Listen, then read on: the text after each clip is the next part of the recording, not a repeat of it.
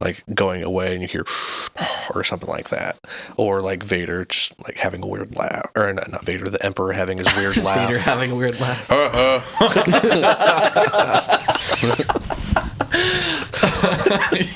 You're a funny critic. That's why I liked you.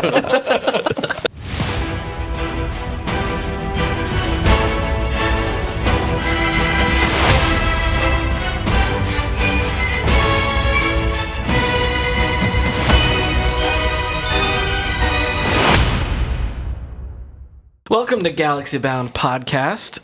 We are talking about the Andor 3-episode premiere. It came out last night. It's now the next day. We couldn't do it last night because I think it came out late at night. Like 9. You probably watched it like midnight or something like that. Yeah. Yep, I sure did. So we're a little bit late, but we just finished watching it, so these are our very fresh reactions, and we were just trying to think about some of the things that we thought about while we were watching it. We have a guest, Jacob, first-time guest on this podcast, but has been a guest on the other podcast, Among the Noise. Mm-hmm. So first time here for that. So I guess we'll just go into our initial reactions. And I'll start. I obviously liked it. There have been some slow parts that were kind of like, where are they going with this? Like, what are we doing here? But I think by the end of it,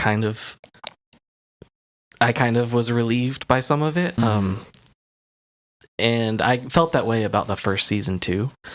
So I have faith. But overall, it's been really good. It's just kind of one of those slow burn shows. Did you ever feel that way about season 1 at points? Like, what are we doing here? What are they doing? Did I? Is that what you just said? Yeah. Just said that. I'm so sorry. So I can predict what you say, but you can't even listen to what I say. Yes, I felt that way about season 1, especially with the first arc, where it's just a slow burn, like they have a lot of setup and they take their time, leave lots of room to breathe, which I do like in the end. It's just at the beginning, you kind of have to have that faith that they're going to pull it off. Yeah. Because not all shows do that. No. Yeah. So that's kind of where I'm at with that. So Jacob, what do you think so far? Of season 2, I loved season 1. I watched it again, I think a week ago in preparation for this, just so I remember kind of everything that happened. Yeah, I wish again. I did that. I think I stayed up till like 4 or something, like with my girlfriend, and just binge watched the whole thing. Wow. Just because I don't know, I couldn't get enough of it. Yeah. But yeah, I really like it. I liked the second season. I'm liking it so far. I like how they're integrating all the important characters and giving them something to do. The like 2.5, 3 plot lines that are going on all at the same time are really good and keep you engaged and almost make you root for every character, even though they're good or bad, just to kind of see where their story goes.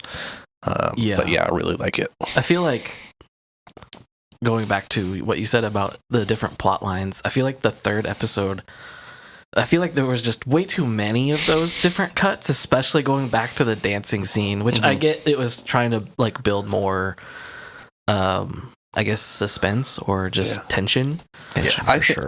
I like that you mentioned that, because I think what that specific scene set in place was, Mon Mothma's just like essentially just giving up control in that moment to be like, all right, whatever the rebellion has in store, I guess I'm here for it, because she gave up her daughter.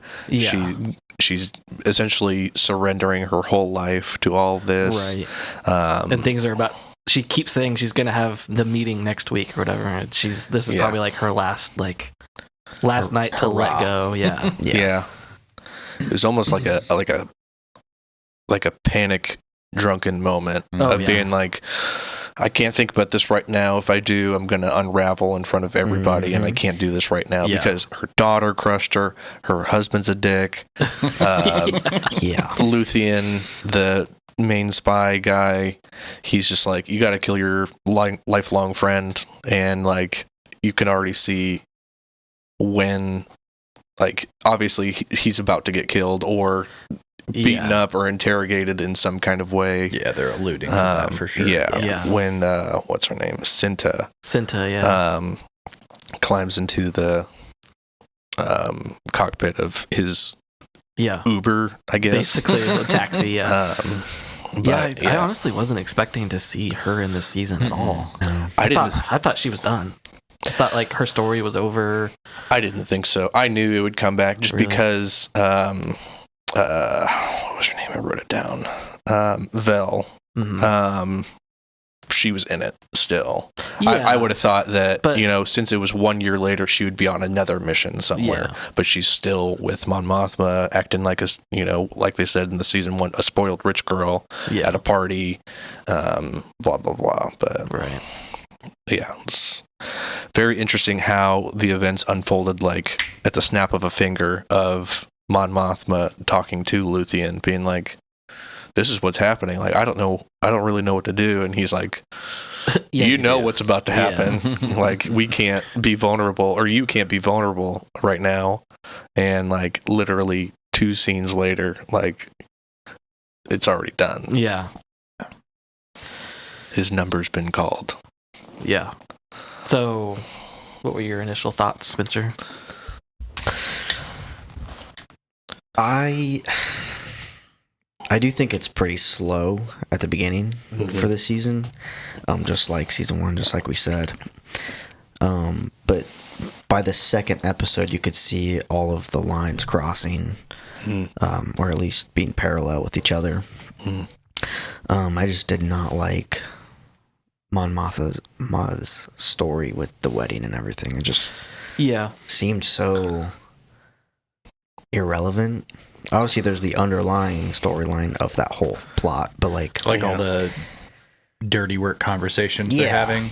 That part's great, but like, I don't know, the whole wedding thing is dumb. I get that, but I think it just was supposed to show that she's still trying to live her life and like do what she thinks is best for her family and whatever. Meanwhile, all this stuff keeps trying to like invade her life and like take over every like minute that she has.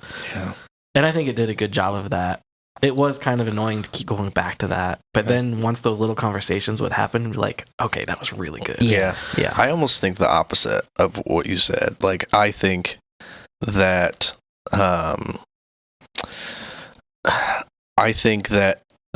the wedding stuff is kind of important to kind of showcase what she's been giving up.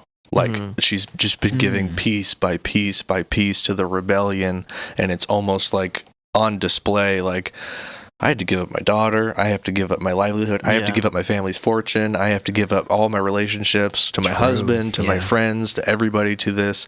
And I think that was just show the like her dancing at the last scene. I keep referencing, but I just think it was just a beautiful representation of somebody being completely broken down. Like me previously being in the military for a very short time, but like that's just kind of how military or guerrilla warfare or even spy tactics breaks down. Is they break you down to your base level to where you are a blank slate, and then you get built back up to these progressing things that are going to happen to you. That's essentially how I related to it. But anyway. Yeah, that definitely cool. Makes sense. But Spencer. So like you're saying, Spencer, that like they're well, and you too, like they're showcasing this part of her to eventually show in the next phase, like what she's lost or what she's given up. Yeah. And it'll mean more to the audience than if like they didn't show any of this kind of stuff. Yeah, I guess you're right. Yeah. It's definitely, you could definitely see like she's like keeping herself together until that discussion with Luthen, where he's basically like, you know what has to happen. Yeah. That was such a good line of dialogue where she was like, I'll find a number. He's like, we know the number. And I was like, ooh, it's so good. Yeah. But what else do you think, Spencer? I think my favorite, and I'll be the first one to mention this, my favorite thing was just seeing Yavin. Yes. Even though we didn't think that it was Yavin at first. No, I had no idea. You thought you would have seen Ewoks, but I wonder if they were referencing Ewoks. Or no, not Ewoks. I'm gonna stop you right there before you make yourself. That's sound a different stupid. planet. But That's something I would say. no, Yavin IV is the rebel, the one that has the rebel base. Yeah, that's what I meant. You would have thought it would have been more. I meant not Ewoks. I meant more rebels. You would have thought it would have been more established by then, because it's only like a few years away. That is, yeah. Well, I was about to ask. Well, and maybe we want to save that to where we have like the discussion about Yavin. We should before I like share my first reaction. So carry on. I think it's cool to see see it be more revealed to us as the episode progresses. Yeah, I liked the way they revealed it. And then obviously, well, kind of actually, like at the beginning we saw more of it, and then as those scenes went on, it got foggier and rainier, and like we didn't see any part of the planet. But that still is like part of like the planet lore. Is like, oh yeah, that planet's lore. I mean, most of it's in legends now, but I think they're probably going to like continue to build on some of that stuff, where like those temples that we saw were like ancient Sith temples. Yeah. I mean, they were Masasi temples, which are like the species that's native to that planet. But the ancient Sith like took over those temples, and like it has such a cool story behind it. Was that was the question I was going to ask. Is like, what is the history of Yavin? Do we know that prior to what they're about to show in this show? In the context of this show, it's just going to be like, that's where the rebels were stationed before they took the fight to the Death Star. Well, I mean, like, why did they choose Yavin, and like what was happening on this planet, like in the years coming up to what they're at now, where they are like actually building the base, and like that would be great to know why they chose it. Yeah, and maybe we find that out later in the season. I mean, going back to like how a lot of these scenes just felt like unnecessary, like that was definitely one of them. Like, why are we spending so much time with these jabronis? Literally. Like they were so obnoxious, and like they were hilarious. But like in the context of like Cassian, he's got this like TIE, like the test model of the TIE that he needs to get to Luthen, and it's like, okay, but he could have just easily like taken all those guys out if he needed to. That all of those scenes kind of reminded me of like Pirates of the Caribbean, where they're just like fighting with each other, and like who's in charge, and like that's a definitely good comparison. All the dialogue is very Pirates of the Caribbean. Like. I was half expecting their person to kind of show up and be like, "You guys are in the wrong place," like, or Maya, I think that's what her name was. Her to be like, "Yeah, you guys are on the wrong side of the planet," or something like that. You landed in the wrong place. We said Sector 15. That would have been great.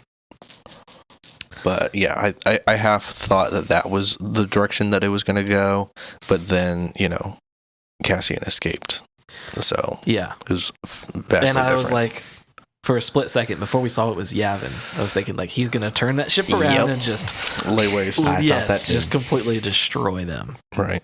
But now it's got to be like he's gonna be like, hey, I know these guys on this random planet. I don't think he's gonna go back because he shot one of them. That would make it interesting. Yeah. He might not go back, but he might be forced to go back. Yeah, I mean, that's a good point. We've already have seen the Yavin IV base in the trailer for the show. Yeah, true. And it's going to lead up right up to Andor, which we see it in, or Rogue One, which we see it in that too. I think So. they'll just find a bunch of skeletons of them doing that little rock, paper, scissors game or something, and they'll just, all four of them, just like, Yeah, just have their their fists hands are out. like in the positions. Like true pirates, like you go back to the island and you're like, Yes. all right, they didn't make it. That's good. Ben, what was your Yeah, my initial reaction. So you guys know that I was a mixed fan of season 1. Right. And I thought it was like really slow and just hard to like get into. I felt immediately like pulled into this season. Yeah. I feel like their opening scene of him in that Yes. in that Stealing the TIE fighter. scene of just like blasting everything. I was like, okay, this is sweet. I think that was the best scene. Oh, for Yeah, sure. yeah, of for the sure. whole Yeah. first 3 episodes. Yeah. Yeah. So I really liked that pulled the audience in really well. I also really liked in that first season the scene of him like getting the crew together from like the Emperor's orders and like kind of starting to like move the ground on the Empire side of like, okay, this is like a secret mission. Everybody in this room like can't talk to anybody out. I like that's really cool and like the secrecy of it. Yeah. Yeah. Yeah, it's great to see Krennic back. Yeah. Mm-hmm. Yeah. He's one of the best parts of Rogue One for sure. So, yeah. Yeah. Yeah, I think it's going to be cool to see in this season like characters from Rogue One start to like formulate and like you'll see like the threads start to connect to that movie more and more. Yeah. So yeah, my initial reaction was I really liked episode 1. I think 2 and 3 were fine. I agree. Yeah. The very end of 3 I liked. Just because Cassian was like coming to save the day and like that was like kind of on the edge of your seat. Like, is he actually going to make it there? Yeah. Or is he going to like get there and like everybody's, dead or in jail Captured. or something like that? Yeah. So far I enjoyed it. I did not like the wedding end scene. Like I thought going back to like the disco stuff was, I think just a little bit too much. It was just a little bit. But yeah. I also didn't the only I guess you could say the editing or like the cinematic part of these first 3 episodes that I didn't like was the choice to continue that music Throughout when they were mourning. through the end of like where you like cut to the credits. Yeah. Like as Cassian's like through the ship. Like it just didn't feel like the right tone of music I agree. for that. Because it was like a somber moment. Yeah. But I also get like you're kind of playing this like double-edged sword of Mon Mothma's like going through this emotional roller coaster, and then Cassian is now kind of going through an emotional roller coaster because they lost like a family member. They're having to leave their home. Like, Yeah. he knows now like he's the person that has to be in charge of the ship. Like, there's just a lot of Yeah, I think they were chaos just now. kind of keep the tension like it's chaotic, continuous. It's They good. left So- the droid. I just realized that. Yeah. Oh. B2 emo Mm-hmm. was left with that woman. Yeah. But I I mean, just realized that. They might come back. I'm sure he might, will. or- He'll probably end up I mean, he doesn't. with Cassian at some point. He doesn't. I mean, we don't see him in Rogue One, so True. Well, yeah. I'm sure. Well, we don't see anybody. So what do you mean? except for Cassian. Well, yeah, That's fair. Everybody could die, and that's and Saw and that's why he's like and Mon Mothma. when he talks to the main character of Rogue One, he's like, "Do you understand what I've lost, or whatever? Like, do you understand what I've been through to get here, or some kind of?" So Yeah. that could be the case where it just everybody dies because he also falls in love with her in Rogue One, sort of. Yeah. So does that, They get does that mean attached his really wife dies at some point in this show? I would think just because he fell hard for her fairly quick, but I mean, he also flirted with that. I don't know One if they're chicken. actually married. Well, they're not. No, they're not married. I think she was just saying that. In the first season, they hinted at they dated years prior when him and Tim were kind of at a tiff or whatever talking, and then I'm sure they're maybe together now, or they're just as close as they were. Yeah, but they're not married. But they said husband. I know. I think she was just saying that hide herself. Yeah. To be like, that's a lie. It's like a girl at a club being like, my boyfriend's in the bathroom. Yeah. He's not. Yeah. Fair. Yeah. But we could be wrong. I mean, we don't really know for sure, but that's kind of how I assumed that it went. But yeah, I agree that it was, the cuts were kind of a lot. But with the wedding, we got a cool mention with the Rakata. Yeah. With that statue. And they were like... The Rakatan invasion from 25,000 years ago. By the Rakatans 25,000 years ago. Which is... You might have to inform me here. Yeah. So the Rakata are a super ancient race of aliens, basically, that were introduced in Knights of the Old Republic. Okay. Mm-hmm.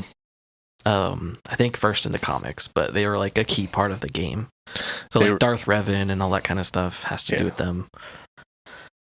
You might know some that I don't even remember. From what I read recently, they were essentially like the ruling empire before the empire back in the early days, like 25,000 years ago. Yeah. They were one of the first people to discover, not discover, but like just make the ancient technology we see in Star Wars all the time, like space travel, like mining planets, things like that. And they like made slaves out of everyone except for Rakatans. So they essentially, they look like. On the screen we have some. Can you zoom into the picture? Are those the eyes on the side? Yeah. Mm-hmm. Yeah, they're really ugly. But they were just the ruling empire, and they if you played Knights of the Old Republic, they were the people that made what was it called? The big ship, the Starforge. The Starforge. Yeah, they made the Starforge, and okay. when you go around the planets, like you see Rakatans talking to you, and they're like, "Here's whatever." You sounded just like him. Yeah, exactly. Because you would find the star maps that would lead to the Starforge, and you'd have to collect multiple of them. Yeah, but all in all, they were the ruling race during that time period of Darth Revan, and that's why people wanted to use the Starforge to fight off, or the Rakatans used it, but I forget how they fell, but I think they just got defeated by the Mandalorians, or they all killed each other or something like that. Yeah, something like that. I don't really remember.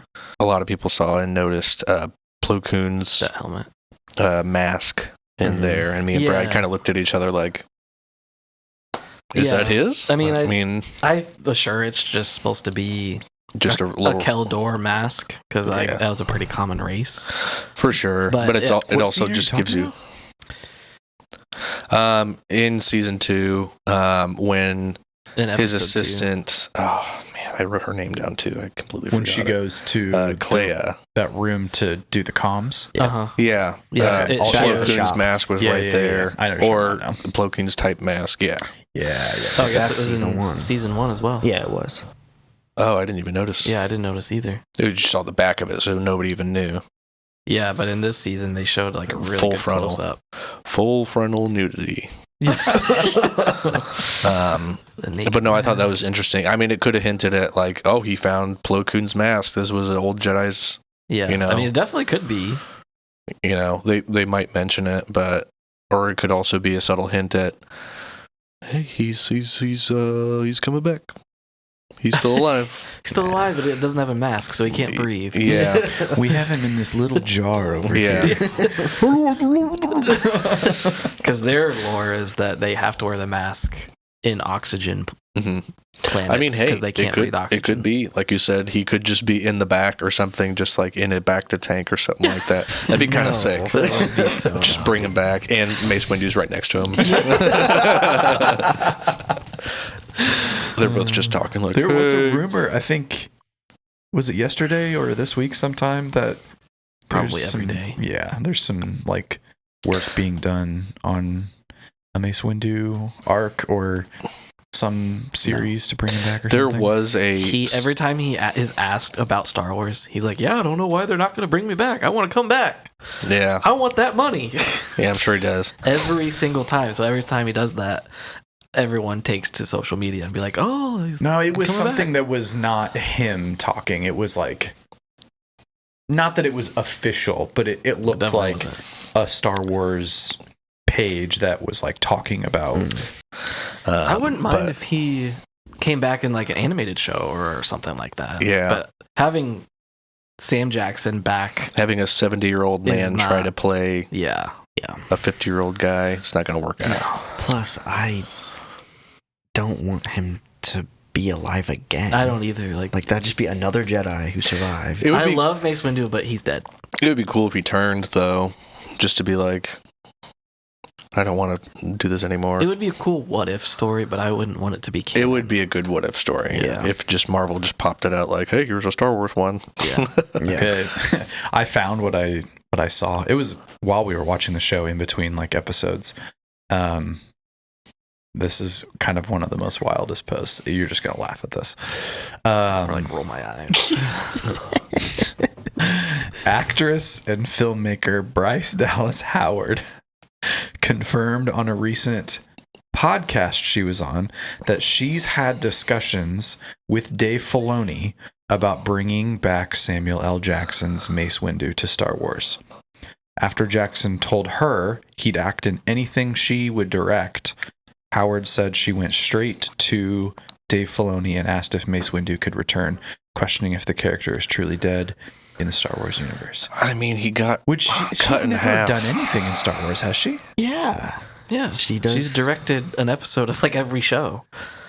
Mhm. She directed an episode in Skeleton Crew, Yeah, I she's a think dork. Ahsoka, and like Mandalorian. 3 Mandalorian episodes. Yeah. Mhm. Is she the actor from Jurassic Park? The actress. Yes. Yeah. Okay. World, yeah.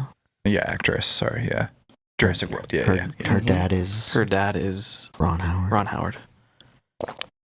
Ding, ding, ding. Yeah. Light bulb. She's kind of a big deal. We've talked about her Did on this not know podcast they were multiple related. times. Mhm. No. Yeah. Yep. Maybe you've said Bryce A few Howard, and I times. thought it was a dude that you were talking about. Yeah. Mm. Dallas. She was in the Skeleton Crew video that we watched. That's a very male name that she Mhm. has. Bryce Dallas Howard. It's both. Yeah, she was in Okay. that. You know that video we watched before we watched Skeleton Crew? It had all of the directors. Mm-hmm. She was in that. Mhm. Cool. Anyway, So Mace is coming back. No, but I could see him. An animated series would be I would cool, love if he was because in you an could animated series, you could yeah. do whatever you want with that because it's Yeah. they Like, could do like a canon 3-episode series on it Or or it's something. canon. I know. Yeah, but they could put him in the Tales of the Jedi easier again, to- B tier canon. but focus on Yes, his story. that's what I meant. Yeah. I mean, they- okay, so predictions. Hmm. Yeah. I think Luthien's gonna die. I think Saw Gerrera's gonna kill him. Yeah. In the next 3. Maybe not, but just in this season, Probably I think at the Saw end. Gerrera's gonna have a word too far with him, and they're just gonna have it out, and he's gonna be like, "This is my rebellion" or something crazy like Yeah, I could see that. My for sure. saw. that. Yeah. Yeah. So- For the next 3 episodes, I don't even know what to predict. Yeah. Oh, I definitely think the Ghorman massacre is going to happen. You think that's going to Well- happen in the next 3? Yeah. Yeah. I think it has to be on well, the first half Yeah. of the show, Mm. and Because you by would, the end of the next 3, we'll be 50% of the way through. because each Yeah. week is a year later, right? Yeah. So, and it's also written by a new director each time. So, Well, no, it's written by the same person. no, I mean, directed by a different Directed. person. Well, yeah. It's going to be directed by a different person, so it could look completely different. It could be more colorful or more brutish or more spy espionage. Because somebody that I read, I forget where it was. I think it was in Vanity Fair or something like that. They were talking about just a recap of the 3 episodes of this week. They were like, yeah, I've watched the whole season or something like that through the grace of whoever, and they said that the first 3 episodes are very slow, but you have to get through them to get through the whole season. Because she said, or he said, I forget who wrote it. They said that the first 3 episodes are slow, and everything else is going to be action packed. Like that's what they takes said. Off after that. Yeah, that's what they said. But I mean, I feel like this was fairly action packed for an Andor 3 episodes. For the setup episodes. Yeah. I mean, compared to last season. Where like a blaster went off every 4 episodes or something like that. And this one was like every single time. Yeah. So, I mean, it's a lot more than first season. Well, Battle of Ferris was pretty intense. Yeah, that was at the end. But yeah, that was also at the end. Yeah, I think it's going to be there, like if you think about this split in half, like you kind of have like Act 1 and Act 2. Like I think it'll be their like end climax of Act 2. Yeah. Like at the end of like the 6th episode, basically. Well, if that's the case, the beginning of the episode after that, episode 7, would be a year later. So they would have to conclude it in a way that makes sense to end that year. Mm-hmm. Like we won't see any more happening then in the next episode after that. So I don't know about that. I think maybe it might happen in 6, and then 7 is like where we're just seeing all the chaos of the after effects of like the rebellion kind of getting officially like jolted to life. Yeah. Mm-hmm. Are we gonna see Mon Mothma give her speech? Yeah, at the I end think of that From the is ghost? where they will end episode 6. Yeah, she gives too. that speech in Rebels. Yeah. So I don't know. Or is that too early in the season for the rebellion to be created? I think we could see the starts of Yavin, at least the plans for Yavin being the base. mm-hmm. I think that could be talked about. I could also see them hinting at Death Star stuff and stuff from Rebel One, like some of the characters from Rebel One being introduced. Rogue One. Rogue One, whatever. You said it twice, so Yeah, I know. figured I'd correct you. So many R shows. Yeah. Rebels, Rogue One. Yeah. Roomba. Yeah, I would agree with you. But I think they'll start doing that, especially from the main character of Rogue One, just kind of appearing, or like just the, at least in between. Jin? Are you talking about Jin? Yeah, the in between of her seeing her mom get killed, and then to how she got captured. I don't know if we'll see her. I mean, we could. I don't think so. I think that it'll become a side note plot line of just being like, here's where she is. Just because, I mean, I think when she is introduced in the movie, she's captured, right? No. Yeah. Right. She's a prisoner. Yeah. So she comes off that transport ship or something like that with, so I think it could lead to how she got captured. I think it'd be cool interesting if at least Saul mentioned her, Yeah. since he's like her caretaker Right. when she like gets taken or when she runs away. Yeah.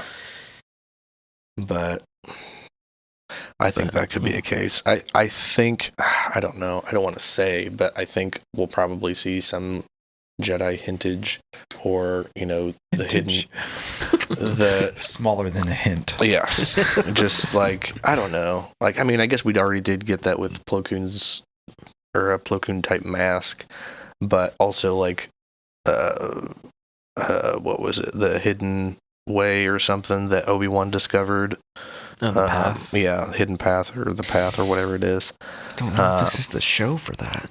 Yeah, I well- don't know if that would be relevant at all.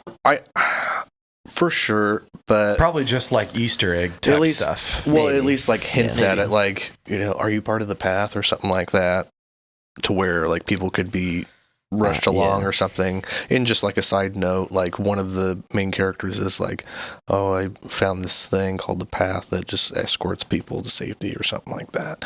But I mean, I could also be completely wrong, and it was born and dead in the Obi-Wan series. But Well, no, we know it's coming back in. Is it the Maul show? Mm-hmm. They mentioned it in the new Darth Maul show oh, okay. that's coming out. Yeah. So that's still a thing. I was kind of surprised that we didn't see more of we got a lot of it, but it was like unnecessary stuff with like the couple and the mom. Yeah. And I thought we were going to see more of her character involved in the project, because this entire year has now concluded, and like where they're going to come back in the next 3 episodes. I'm like curious how they I'm will lost. make that jump, because she didn't do anything with the project in these 3 episodes. Well, So the you're- project hadn't even started yet. Yeah. I know, that's what I'm saying. Is like like if we're gonna have the massacre happen in the next True. 3 episodes, what has this whole year? Like, what have they done? Do you know when she makes her speech? Like what year it is? Wow. Oh yeah, because they did tell us the year. What about the Bothan 4. speech? Is that what you're 4, talking so about? it'd How be many Bothans died or 3. something, whatever? Is that what you're talking about? No, that was in okay. Return of the Jedi. Oh, okay. I'm talking about the speech that she gives in Rebels, where she officially like denounces Palpatine Oh, I didn't watch that. to the entire galaxy. Gotcha. I'll have to watch that. Yeah. But one subtle thing that I wish that they, well, maybe not wish, but I think would be great, is if they had like some kind of Seth MacFarlane Family Guy reference at how many times that dude has parodied Star Wars or whatever. Like, I think one of my favorite scenes in the Family Guy parody episodes is like when she's like, we received this intelligence from the Bothans or something, and one of the guys in the crowd is like, Bothan is a weird name, and they were like, many Bothans died, and he's like, oh. Yeah. Manny. Manny Bothans is a great guy. Great guy. Yeah, those are great. Yeah.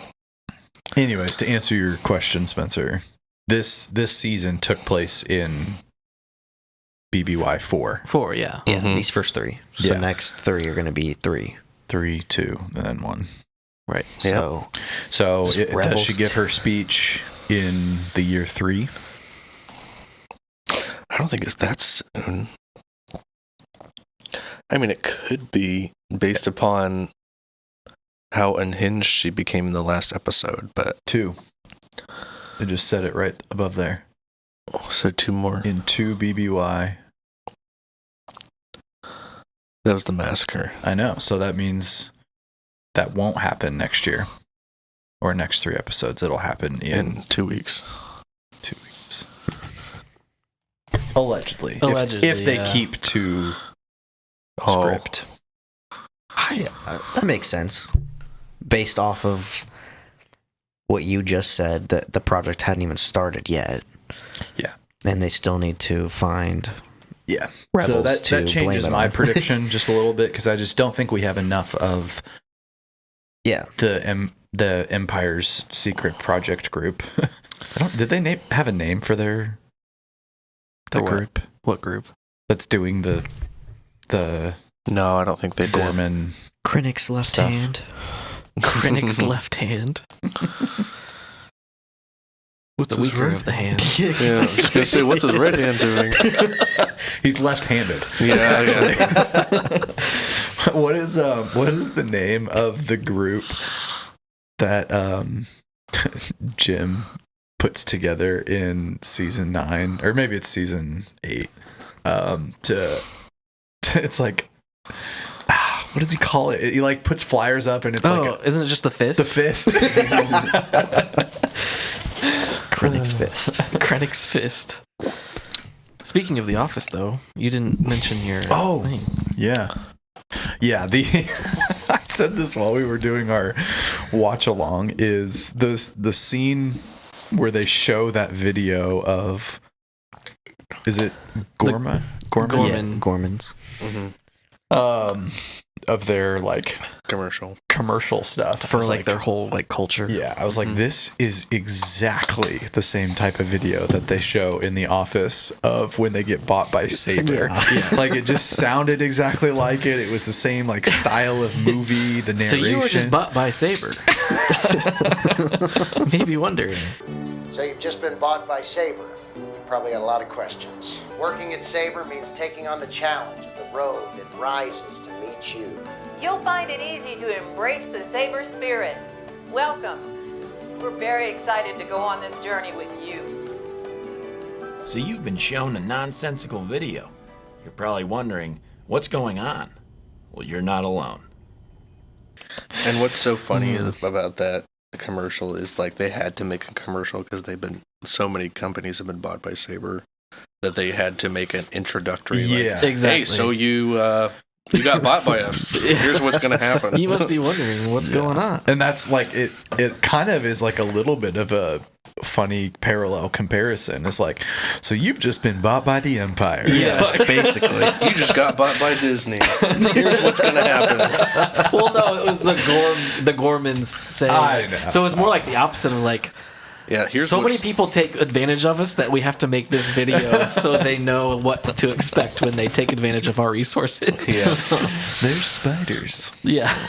Yeah, we're wealthy because of spiders. You want spiders? Sounds like something We Empire do. would want. And we know you don't. Yeah, it was really funny. Yeah, it was just like a 1940s or 50s like propaganda style commercial. Yeah. And we That was mentioned great. it earlier, or I guess I mentioned it, that even though it was still futuristic technology, sounded like the announcer was still speaking through 1950s tin can microphone. Yeah. Which is kind of like always been the charm of like Star Wars technology. Mhm. But then to lean that heavily into it was kind of interesting. Yeah. It almost also brought to revival of like, this is supposed to mirror Nazi Germany. Yeah. Being, that you era, know, stuff like that. And For like sure. American commercials being like, hey, here's what's happening. Yeah. Are you sure it's not the Vietnam War? Yeah. For those of you who don't know, and all of you don't, only we And do. all of you don't. I was on a post earlier today talking about Andor or something like that, and one of the commenters below it said that, you know, this just solidifies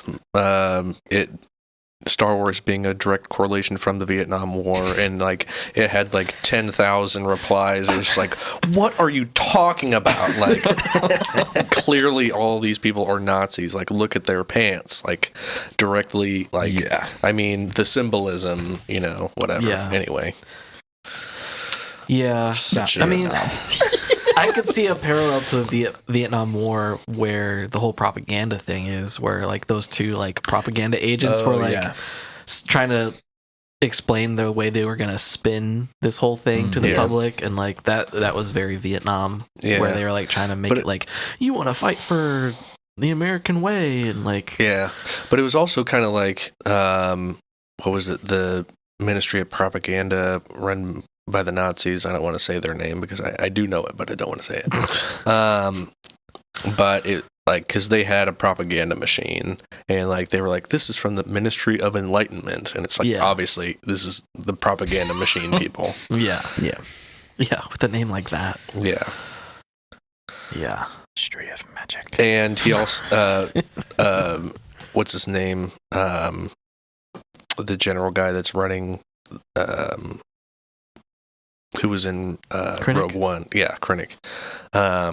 He also said the Empire's ambition is to seek unlimited power. And I was Yeah. like, unlimited power. Yeah, I Yeah. seriously said that to myself Yeah. under my breath.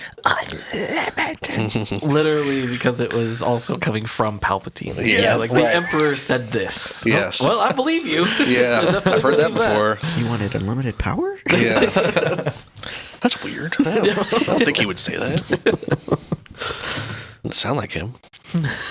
Yeah, you gotta say it in the voice, Krennic. Right. But I did have I think we already went over it. Wanted to talk about a couple of things. Interesting how, like, the Empire strips entire planets and tasks them for specific purposes. How they just have entire teams dedicated to being like, okay, this planet is rich in this, but also they have this in the core of their planet. Let's find out how to completely destroy their society and just take all their stuff and be like, oopsie, Yeah. like we were helping, like. And like just the mention in that meeting of being like, why not just have a plague or you know something like that? Like it sounded like they've done it before. Yeah. To be like, oh, we're just gonna provide aid and just scoop all you up and take you to another planet and just forget about you and just completely destroy your planet and mine it of all its resources, which is nuts to me. Yeah. Like I really, you really get a grasp of. Like, this is a galactic empire. They just take advantage of full planets or use them. Like the planet that Bix and all them were on was just a planet full of just growing grain for the entire empire, which was nuts. Which I'm sure there's parts of it that aren't growing grain. But at the same time, like, the whole purpose of that planet was to mine, or not mine, but harvest grain. Right.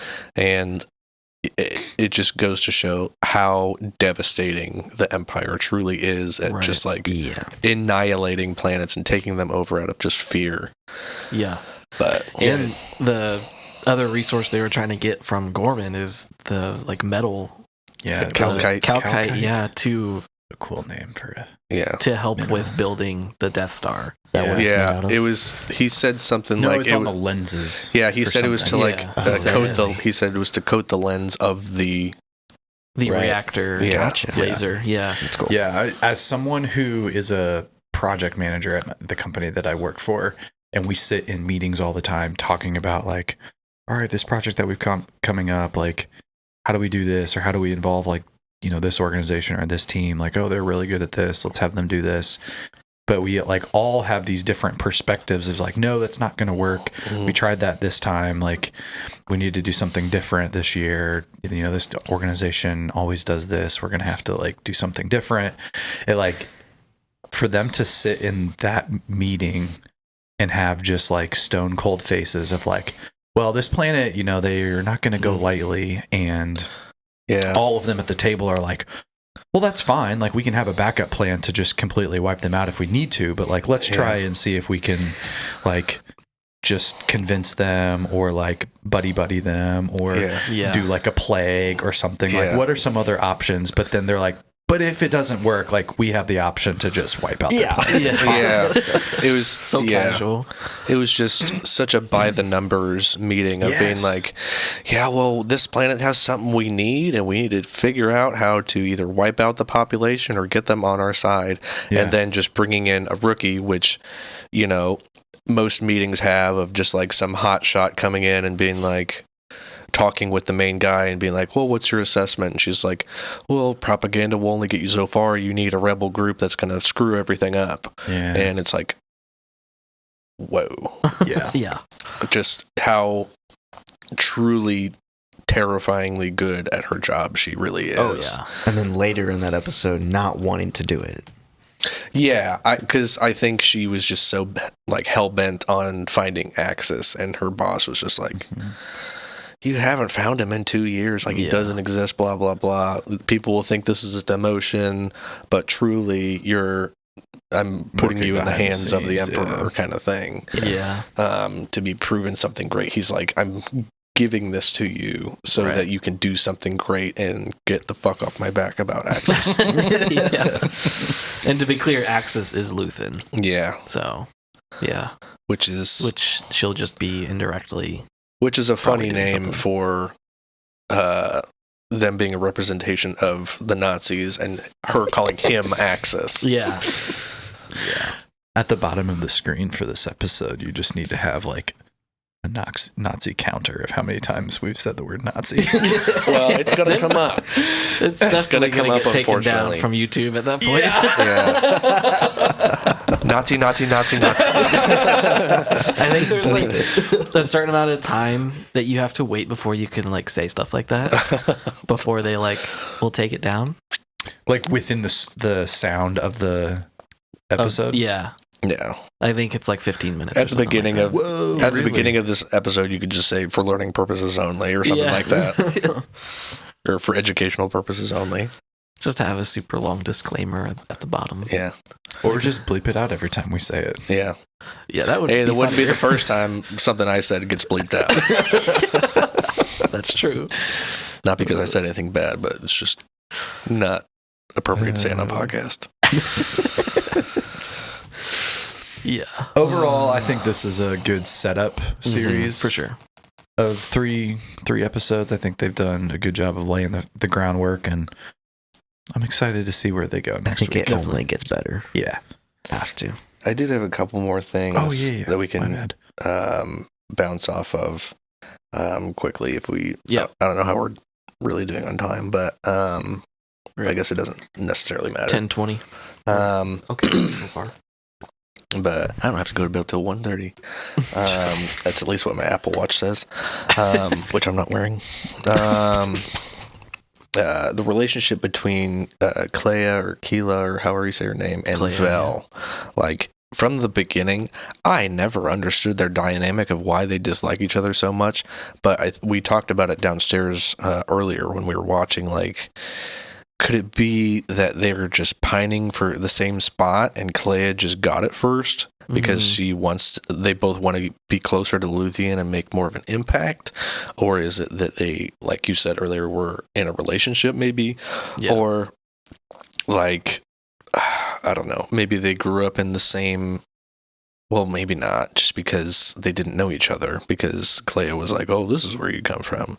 Right. So maybe they were on a mission together or something and it went bad. Yeah, something happened. Yeah. I feel like it's sort of what you said first of them trying to fight for the same position of just Luthen's number 2. Yeah, it could be. Just because in season 1, Vel was trying so hard just to meet with Luthien, and Kleya was like, you're not going to meet with him because you're too much of a risk, or I don't know. She said something along those lines of being like, you're too hot right now. You need to go cool off because you just did this thing, and it's probably not a good idea to meet with the head guy after you just pulled off a heist. Yeah. But yeah, they just from the beginning, I never understood why they didn't. I would have thought they would have been more sisters than Vel and Mon Mothma, just because of what they're doing. But I guess they could also be, iron sharpens iron kind of thing, where they're just kind of keeping each other sharp. Yeah. But I mean, I don't know. It could be that way, just for them to both keep each other on each other's toes, so they don't get got. Yeah. But they're former lovers. yeah, which I don't think I don't get that vibe. I don't think they would. That's too complicated. I mean, well, Leave it it to could also Disney. be that Kleya may have recruited her, or vice versa, or something like that, and Kleya just went, skipped a couple steps and got to Luthien, or I don't know, something like that. Yeah. But Something. I think we touched on it a little bit, but Dedra's role in the bigger picture, I wonder, kind of want to predict what her overall influence, because this entire show has been kind of hinting at, this power couple or whatever. Like I mentioned before, the only stable relationship in this entire show is between Dedra and Cyril. Yeah. And like, it just keeps building up to both of their imperial potential and what exactly is going to be that climax. Are they going to make it or break it kind of thing? Of like, are they gonna, build each other up, or is one using the other, or is one, I don't know. I think there's going to be a moment where he's going to feel untrusted by her and realize that she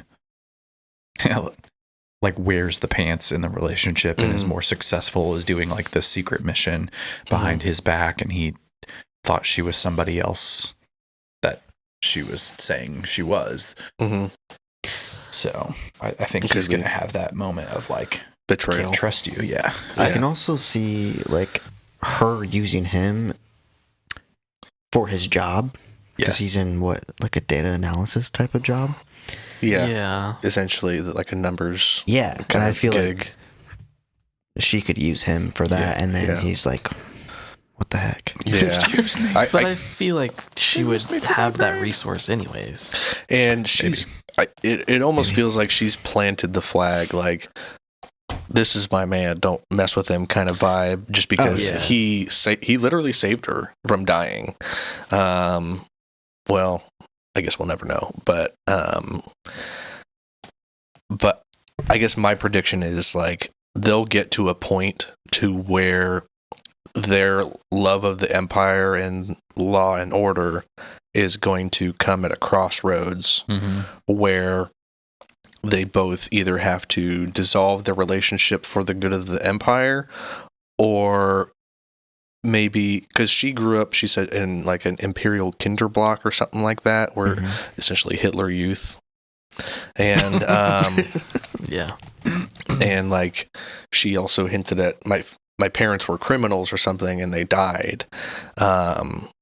I don't know. She could like, AKA probably part of the rebellion. Yeah, that's kind of my thought, is like her mentioning that and her almost coming to a softer side to Cyril and like being like, this is what's going to happen, this is my plan kind of thing.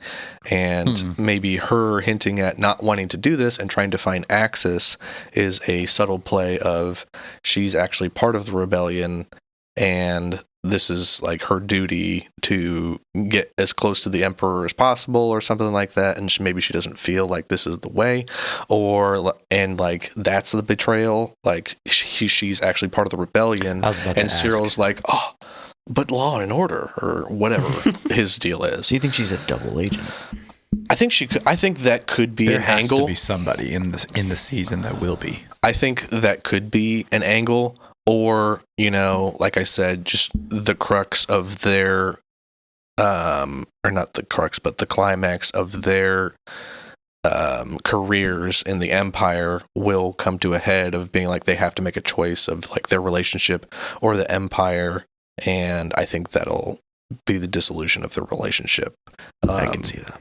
So my prediction is since she's taking over the Ghorman planet, project or whatever, and then the massacre is going to happen, I feel like she's going to be the one that takes the fall for that, and they use the whole propaganda thing to like throw her under the bus. You're like, oh, this is her fault, and she was doing things that we weren't approved of, or all that kind of stuff. Like the Empire regrets the massacre? No, like she caused it. I like that you said that, because I don't think that they would go that far of throwing any Empire person under the bus, because those people in the meeting were like, an Imperial person didn't have to die for this thing, and they were like, we spun that or whatever, we made that. I mean, I don't even know if that was actually what happened, but I don't think that they would in any way throw the Empire under the bus.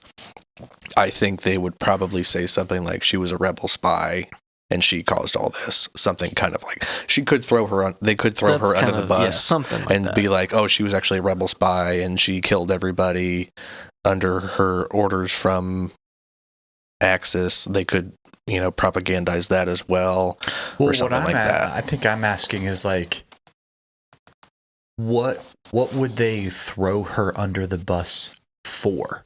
What he just said. But who for the are massacre? Probably. But wouldn't the massacre? Okay, so I guess I'm asking this since we already know this happens. Mm-hmm. This isn't like something we. Anyways, the massacre that happens, was that not like what the Empire planned to happen? Or did something go wrong out of control that they were like, crap, that wasn't the plan. Now we've got to play damage control and like spin this new story to all of these other planets and like parts of the Empire. Well, Or is it like, I think something happened, it didn't go right. Who are we going to blame for this? That we all don't lose our jobs. I think that's exactly right. I mean, we could find that out. Okay. I don't exactly know why the massacre actually happened, but I mean, it's similar to, I think, in Legends, similar to like how the Boston Massacre happened, where it's like there were people rioting and there were soldiers there, and just one thing happened that just caused the whole thing, all the soldiers to unload on everybody because they kind of what scared. happened on Ferrix. It just kind of, hot kettle. But that was because of Marva's speech that kind of got the whole thing to go. But like, for sure, we see a scene in the trailer of Cassian with the sniper rifle. Mm-hmm. He could be the one that is actually at fault for this, but he could be the one that like does the first shot. Yeah, shot heard around the world exactly. or whatever. And then that causes all of the stormtroopers and everybody to just go nuts on everybody. Yeah. And so maybe they'll probably try to sweep it under the rug and be like, oh, she was actually a rebel spy, or there was a rebel spy and she died heroically for the Empire or something, or Cyril died heroically for the Empire, or like she knew about it the whole time and didn't do anything about it or something like that. Yeah. Mm-hmm. Yeah. Because it just feels odd to bring in a rookie to lead a big project like that without especially since she messed like up so hard on Ferrix. Yeah, like she shouldn't have gotten a promotion after that. Yeah, and that is good. It just seems kind of suspicious. That is smart.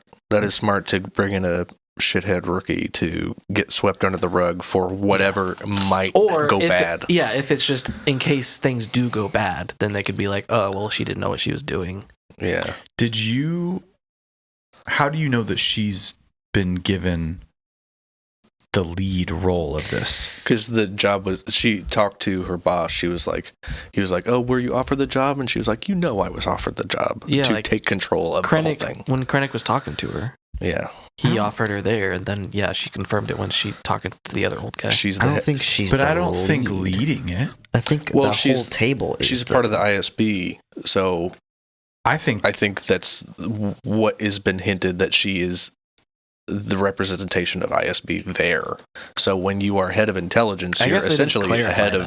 I thought each one of everybody in that room came from these different like departments, and they're all collectively together working on this. Right. And Krennic is leading this. I didn't think he was asking her to lead that entire table. Well, I thought she is just on the team. And that role and that offer that he was giving her was just, okay, you're on the team. That could be, but I think they hinted at her boss, her direct boss at the ISB, was saying like,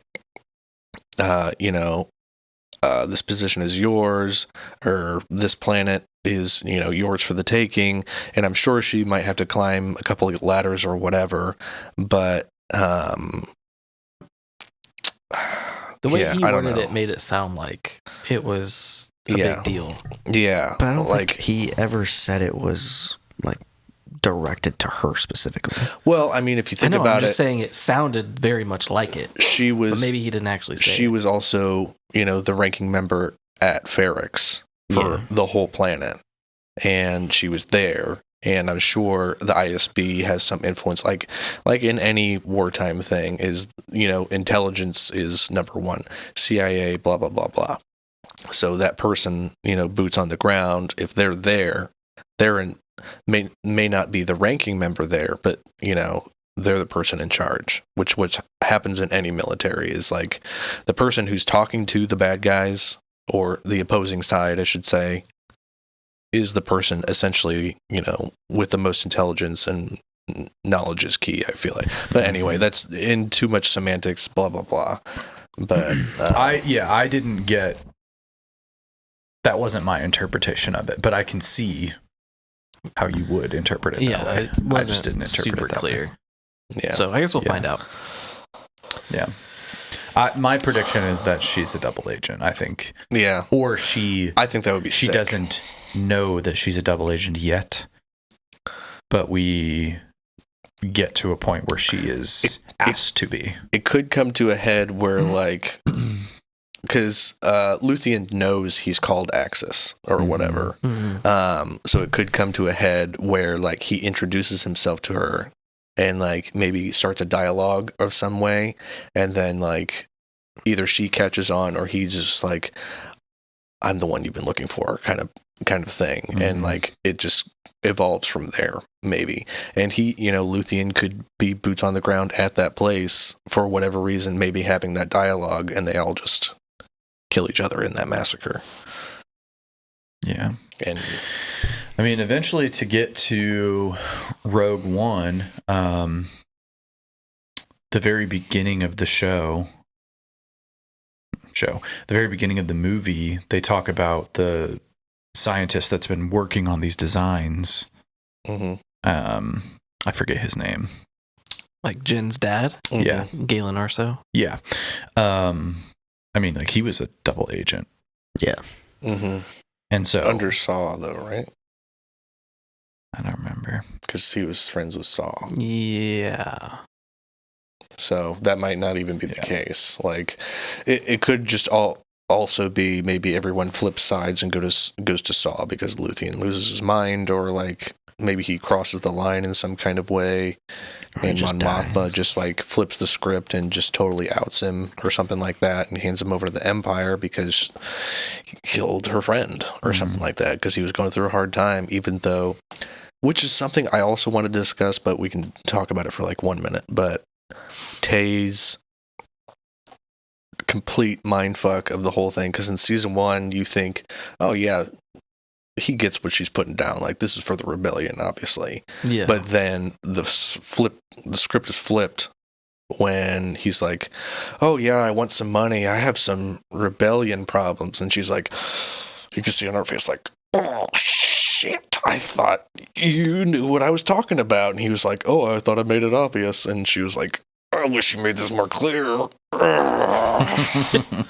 Yeah. I wasn't really... It was hard to understand what they were even talking about. It was kind of confusing what they were talking about. Until, like, the end, I was like, oh, okay, I think I kind of get it now. Yeah. You could kind of taste it in the air of him being like, as soon as he said he was having rebel problems, I was like, oh no, he doesn't understand what's happening. Oh no. So, I mean, yeah, feel free to talk about that if you want, but that's just what my they both gist were was. like beating around the bush so much Yeah. that I think the audience might, if they weren't like, if the audience wasn't super in the know of like season 1, or even just like who Mon Mothma this entire story and characters and everything, I think a general audience would have been like, what are they even talking about? Yeah. I feel like I feel like anybody would be lost more if like they didn't know anything in season 1. So whenever he specifically said like rebellion or rebels or whatever, I was like, wait, so he actually said that word among a lot of people. Does he just not know what he's funding? Yeah. And Like, maybe the rebels are like, he thinks that they're the bad guys. Yeah. I think that. I think that's what. Yeah. So it's like that's what was put down to me. Yeah, that's kind of what I was gathering, but it's like I think he's just a big dumb idiot who's just like, oh, she just wants her money and wants to spend it or whatever because her husband's a gambling addict and blah blah blah. Well, yeah, I think he thinks from Mon Mothma's perspective that she is in support of the Empire. Yeah. And anything that has to do with like the rebels or so-called the rebellion that's got these like lingering hints about like she wants nothing to do with that. And so when he says that, I think he thinks that she's like oh, that's bad, that's horrible. But Right. really But on the other throughout end, she's season like, one, yeah. you kind of get the sense that he's like on the rebel side and he's like Yeah. part of it. Because he was kind of hinting at it. He was just Yeah. like, I don't like the Empire very much, or something like that. He Yeah. kind of alludes that he doesn't like the Empire and he wants the old ways back, or something like that. But then you're Yeah. like, oh no.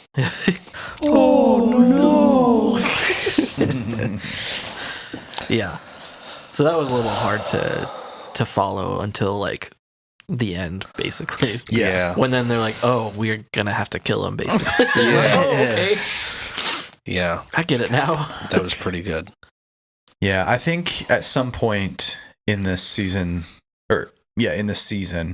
they're gonna have to have some multiple inside men Mm-hmm. or women in the Empire, Yeah. that are either like double agents or people that are just working. Yeah. I Well, disagree. also, another thing, Andy Serkis is supposed to be in the season. I mean, I would love for him to come back. but Yes, that'd be Andy cool. Serkis is confirmed to be returning to Andor for season 2. Well, okay. But it's according to a report. But again, it could also just be a flashback. It's the same Mace Windu report. Yeah. Yeah. Well, it was for IMDb, so I imagine they would be like, "Oh, well, yeah, he, is in the Actors Guild. He had to sign up for IMDb to do this thing." But I mean, I also don't know. If I mean, that's even also a the case for flashback. actors. They have to list him as like an actor. There's been lots of reviewers that have seen the whole season now, so Yeah. Yeah, it'd be easy to confirm. for sure. And I mean, I would think it would be cool for him and Andor to have like a meeting moment, maybe on Yavin, of like, Andy Serkis's character just being there, and they just have like a brotherly embrace or something Yeah. like that, being like, "You made it," or whatever. Yeah. And also the other guy that Cassian escaped with, like, He's supposed to be in the season. where'd he go? He's in the trailer. Yeah. Yeah. So Milchi. I mean, it would also be interesting Because he's in Rogue One. to see if like maybe Cassian goes back to the prison planet or something, and he's back there or something like that, or he's on another prison planet. He's still on that same spot. Yeah, he's Can't like, swim. I can't swim. Help. So why do you say you disagree with What did I disagree to? double agents Oh, on the inside, or I just people think working on the inside? we got that one guy from season 1 that was the insider. And with the way things are going to continue to ramp up and get worse and worse, Mm-hmm. I think they're going to run out of resources like that. Mm. Especially Yeah. if Luthen dies. I think like he was the one that was the main one, like orchestrating all of that. Like that's not Planting something those Saw people. would ever bother to do. I don't think. 'Cause No, he's Saw's focused- a guerrilla warfare. he's through and just through. focused on killing them. Yeah, And Mon Mothma probably doesn't have any connections like that to be Yeah. able to do that. I feel like she would. Well, her Well, connection she's- is Luthen. yeah. yeah. That- Her connection is all political. Like it could be political stuff. Yeah. But I wouldn't think that it would be like in the military. I wouldn't think that she would have any connections in the military. Maybe. Yeah, I mean, the Empire kind of overlaps political and military. Well, not Little yet. When he dissolves the Senate, it will. You guys think the Organa family will show up in the series? I think they would. But Yeah, maybe Bale. yeah, just That'd be because cool. so many senator and governor talks or whatever, her being in front of the Senate a bunch in season 1, Mon Mothma, I mean, maybe we'll I was surprised. He maybe wasn't we'll in get a season CGI Leia again. Or... No, we won't. Do you think we see any Emperor or Vader? No. Not Vader. Maybe No. the Emperor is in like a like a silhouette cloaked kind of voice way. or like a Hologram? hologram. Yeah. Yeah. I thought when he was rolling the screen down that we were about to get that. Yeah. Yeah. I thought it Yeah. was going to I be a kinda thought message that of like, too. this is your order. Yeah. I think we might Do get this. something like that. Do it. Or instead of the Organas, we could have C-3PO and R2-D2 make a weird appearance because the guy who plays C-3PO was at the Star Wars Celebration, which I mean he's at every one. He's but, there every year, yeah. Yeah. But I mean, like, I don't know. It could be a weird thing. Or Why do you say no to Vader? I just don't think I think it's too big of an ask. with to how make a whole political new the Vader show is, costume. it would make more sense to have the Emperor. Yeah. Like, what would Vader do? Like, I feel like it would lessen the effect of him showing up in Rogue One. True. I think you. Well, I think that's why. I think you it could would maybe be. get like a glimpse of the Emperor or maybe Vader in like Carrick. Is that his name? Krennic. Krennic. Yeah.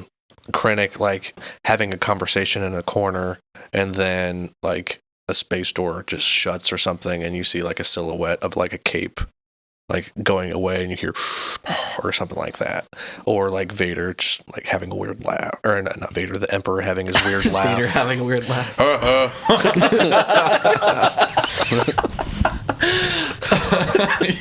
You're funny, Krennic. That's why I like you. Well, okay, so like the whole reason that Vader shows up in Rogue One is because he has now had to be involved Because of the in plans. Right. damage cleanup. Right. The reason I asked, do we think we see an appearance here, is because Maybe after the massacre he's or already something. involved in Rogue One. So like there has to be something But that happens in this show, conversation or a scene, isn't But that in- scene- initializing But that. in Rogue One, doesn't he like introduce himself to be like, I'm in charge now? Like, and that's why he chokes him. He He's was just like- do not choke on your ambitions again. yeah, don't choke on your aspirations. Aspirations, yeah. Yeah, like I feel like he was implying like I'm here to get you back on track, Yeah. and that I just felt like it was I like think the that was first just- time that he had shown up. Yeah. Yeah, because Krennic was like, I'm still in charge, right? Because, you know, yeah, like and that's that when was he like, said that. I think what you're alluding to is good, but I think in Rogue One, they do say, They like, implied. this, yeah, Yeah. they're like, this is me, you know, knocking on the door of you're about to fuck up. See, I view it as like, I'm here because now you have screwed up. And almost like Well, I warned you about this before.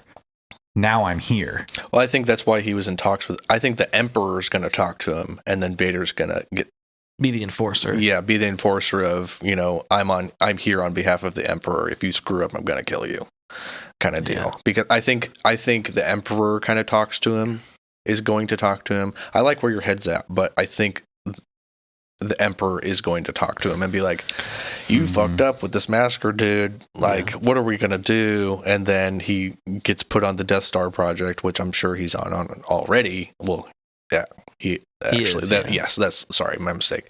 The He's early on stages. he's on the Death Star project.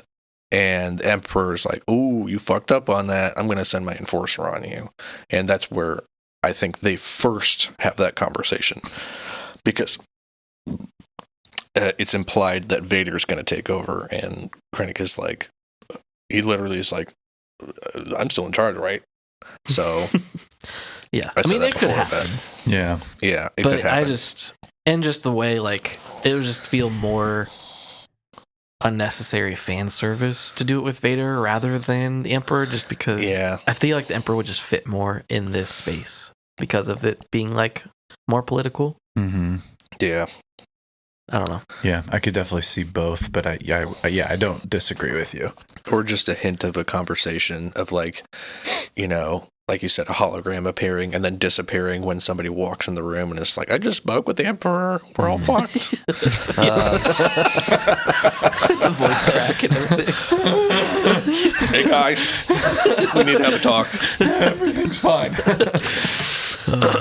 But, Yeah. Yeah, maybe it's just my hopeful desire that Yeah. like we just get like a 30-second scene of like the camera just panning as he like walks down like that center Yeah. walkway, and then like talks with Krennic of like, I do think it could cool. happen, just because there is that chance that he's already involved. Yeah. But didn't they say that this whole Ghorman thing was like hush hush from the Emperor? Yeah.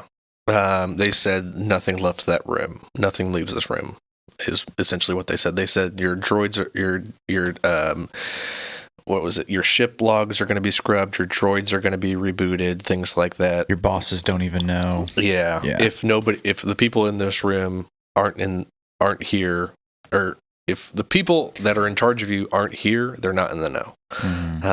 But didn't he say he had just talked to the Emperor about this situation? Like, that was the very first line he said. Yes, yeah, he said he did this. say that. Yeah, because the Yeah. Emperor wants unlimited power. Yeah. Yeah. He was. Yeah. Yeah. Yeah, so this is his project. Yeah. The whole thing that I think would bring Vader in, if he were to be brought in, would be the Ghorman massacre. It's like, okay, we had this plan to go to this planet and attempt a peaceful takeover to get the stuff we needed. Mm-hmm. Everything went to crap, and now we're scrambling to like put the pieces back together, all while like, oh crap, now like this rebellion is actually gaining some traction. Yeah. That's when I'm like, okay, I think Vader would step in. You know what I also just thought is that Dedra hinted that, we need rebels or whatever to do the wrong thing or something like that. She could integrate Cyril into that plan to be, a double agent for the Empire, for all of them, essentially, to That would be exit interesting. stage left so that Rogue One could come through, and, that's why their characters aren't there. Yeah. That could be sick. Yeah. I That could see be a that. good plot point. But, I don't write for Disney, so. No, I could definitely see that happening. Yeah. That would be cool. Do you guys have any predictions of any extra characters besides, obviously, the Emperor and Darth Vader would make an appearance? Just like random. I think maybe the pirate from Clone Wars is going to show up somehow. How and why? I don't know. How and why? Yeah, I don't know. I think we see Tarkin. Maybe Tarkin, yeah. Yeah. But I don't know if they would want to spend money on doing that CGI again. Yeah. Yeah. Maybe just waist down, and we just hear his voice Yeah. talking. Just see his groin. No. No, just his groin his shot. pants. Him like walking. Oh, yeah, that's Tarkin's groin. right No, there. Or just like they're like a walking view- down a hallway, but all we're seeing is like their feet moving. But you know it's Tarkin Yeah. because That you would see be the like kinda voice. cool, see like a actually. blurred silhouette of just his figure and hearing his voice and Yeah. like his hairstyle and maybe like his ribbons on his chest or something like that. Yeah. And like Yeah. the Emperor said Yeah. that you're a Yeah. bitch. I also kind of. Sounds just like I also think, not to go back to Vader again, but like they could do something similar like that for Vader. I was like, Yeah. you're just following like the lower half. You don't have to like do the whole thing. And James Earl Jones is no longer with us anymore, right?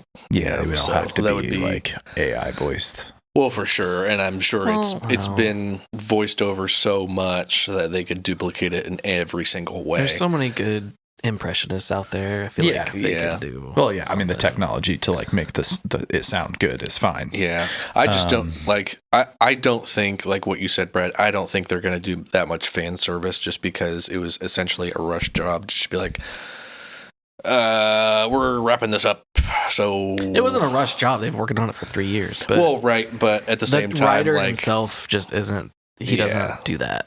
but I don't know. I think they'll have some obscure fan service like that kind of they did with Plo Koon's mask of being like, Yeah, like little stuff like that, like the Yavin Little and the Easter Rakata. Like, yeah, just little Yeah. Easter eggs. I think they'll do that's little where stuff they're- like that, or even like just saying names like Anakin Skywalker or like Yeah.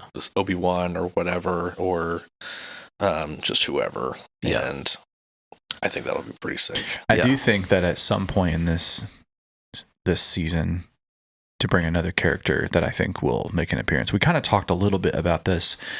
It's not Mace Windu. No. Just kidding. Is that Master Windu? Yeah, Master just at the Starfighter? end, he No, just not Master Starfighter. Cassian just looks up and it's like, Mace Windu? It's like, and that's it. The credits. Surprise. That's the last episode. Yeah, exactly. Right. Exactly. Surprise, mother. Coming this fall, Star Wars Mace Windu, a Star Wars story. Again. Again, Mace Windu again. No, I think we talked a little bit about this character coming into the season when we watched the trailer, and we did our episode about seeing the trailer, is the droid. K2SO. Yeah. Yeah, he's in the trailer, so yeah, we'll definitely see him. Yeah. He's from Mandalorian, right? Is that what you're talking about? No. Rogue K2SO. One. Oh, yeah. Like Okay, Andor's partner. Yeah. Yeah, we're gonna have to see him and Andor meet in some way, Mm-hmm. Yeah. and how he like got his mind wiped or whatever. Do you Yeah, think- it'll be interesting to see how involved in this season he will be compared to the movie. Like, will they do it very, very loosely at the end in the final, like, 3 episodes year?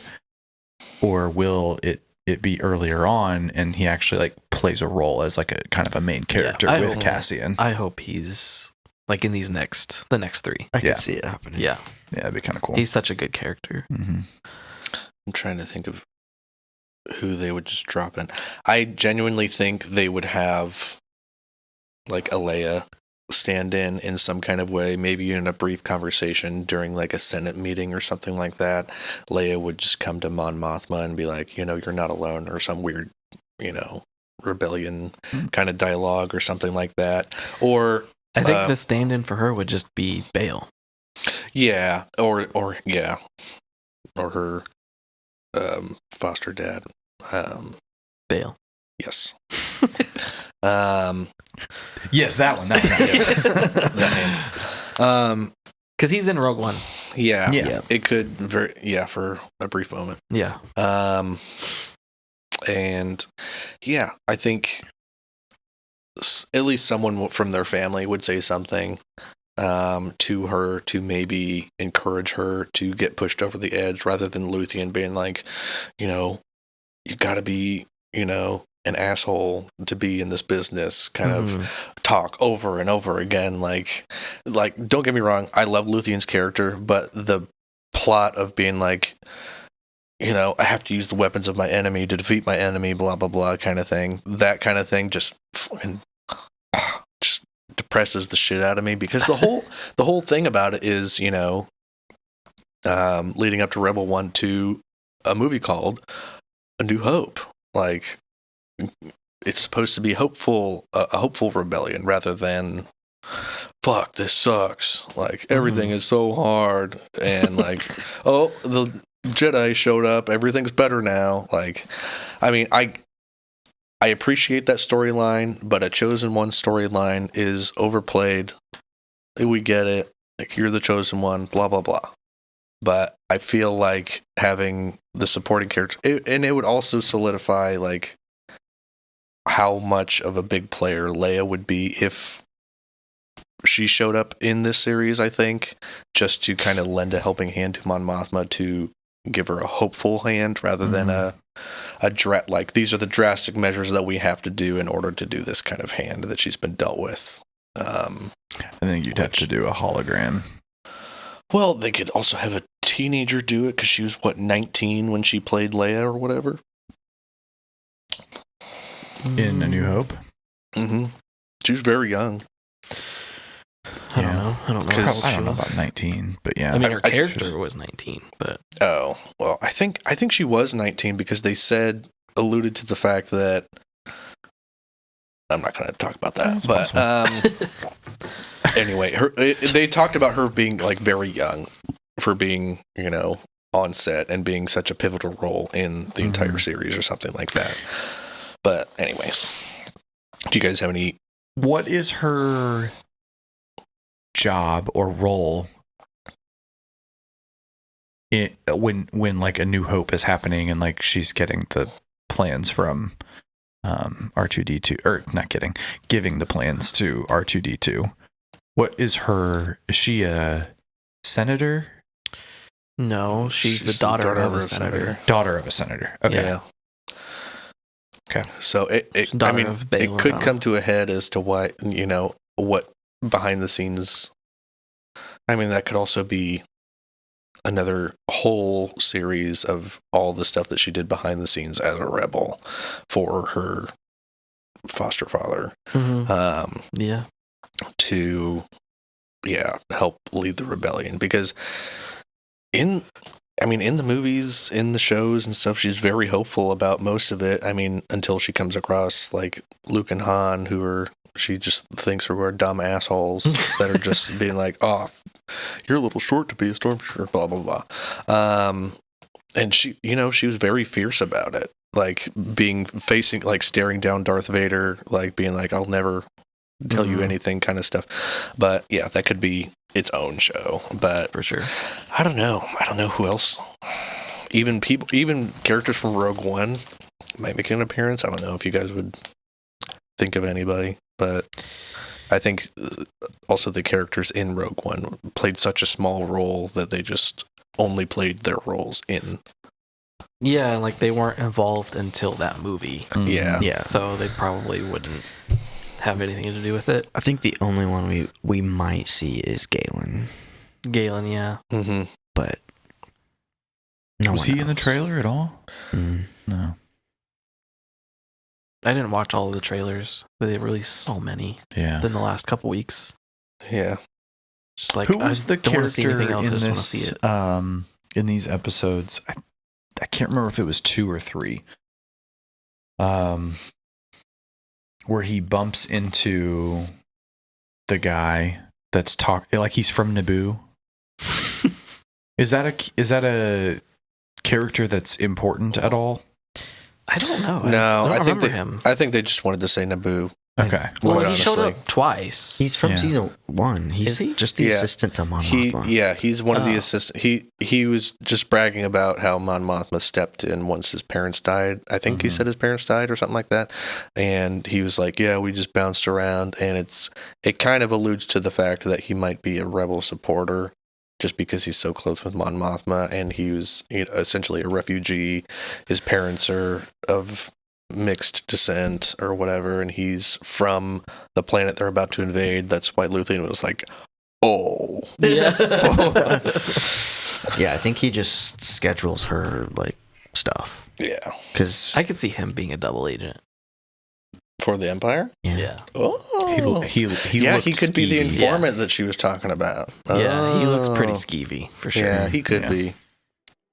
That's why I Yeah. asked. I was like, is he important enough that like he could be somebody suspicious, or I think he could be because they talked about him or he was in the scene for, more than 20 seconds. So Yeah. obviously he's going to play a role down Yeah, the I mean, they road. gave his backstory, so Yeah. he's going to have some kind of role, I think. He could just be like, "Oh, well, that's cute. Oh, he's dead." yeah. And the fact that Tay bumped into him, I feel like that's symbolism Yeah. itself. Oh, he. Yeah. So Tay could have something to do with his death or something like that. All right, so that's it for this time. We will be back next week for the next 3 episodes, so we will see you then. You are listening to Galaxy Bound Podcast. We do monthly episodes talking about all things Star Wars. We'd greatly appreciate it if you'd like and subscribe or follow us on whatever platform you are watching or listening from. It helps us grow and reach more people. You can follow us on social media on basically every platform out there at Galaxy Bound TV, or check us out at our website at galaxybound.tv for links to them all. Thanks for listening, and we'll see you next time. Or see like a blurred silhouette of just his figure and hearing his voice and Yeah. like his hairstyle and maybe like his ribbons on his chest or something like that. Yeah. And like Yeah. the Emperor said Yeah. that you're a Yeah. bitch. I also kind of Sounds just like